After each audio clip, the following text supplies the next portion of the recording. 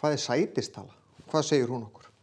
Jú, sætistala tala sem hvert frumefni hefur, hvert frumefni í lótukerfinu. Nú ég búin að teikna upp hérna pingulítinn bút í lótukerfinu. Það miklu, miklu stærra eins og þið bara sjáið. En þessi 4 efni hérna, þau hafa tákn og nafn. En svo eru 2 tölur hérna við hvert efni. Og það alveg sama hvaða lótukerfið þið skoðið, það alltaf 2 tölur.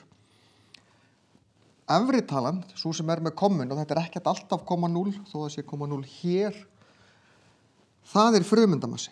Sætistalan græna talan og hún hækkar alltaf 1 þegar ég fer, og svo fer ég út af og þá byrja ég í næstu röð fyrir neðan. Þannig virkar þetta í raun, teljum þetta þannig í gegn. Frumeindamassin, hann hækkar 2, stundum 3, og hann getur meira að lækka. Hann ekki svona reglulegur eins og sætistalan, hún ekki með kommu. Þannig að sætistalan segir okkur í hvaða röð frumefnið í lótukerfinu. Þetta númer 6, svo kemur 7, svo kemur 8, svo kemur 9, svo kemur 10 og svo framvegis. En sætistalan segir okkur líka fjölda róteinda í kjarna þessarar frumeindar. Þegar ég með eina kolefnisfrumeind, þá eru 6 róteindir.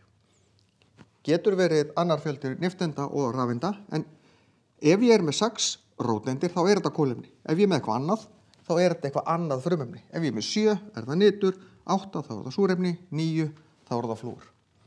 Þannig að fjöldi róteinda segir sætistöluna og sætistalan segir til fjölda róteinda. What's an atomic number and what does it tell us? Here we have a small portion of the periodic table. It's much larger than this. And here we have 4 elements, carbon, nitrogen, oxygen, and fluorine. And in each cell there is 1 element, and there are always 2 numbers.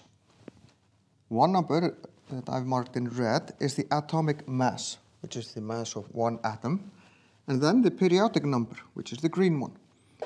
The green one is the number where it's situated in the periodic table, and it always goes 1 bigger. 6, 7, 8, 9, then it's 10, and when we go off the periodic table, it ends, then we start in the next line, 11, 12, and so on. The atomic mass does not always rise the same number. It can even go lower as we move 1 element at a time, and here it goes up by 2, by 2, by 3.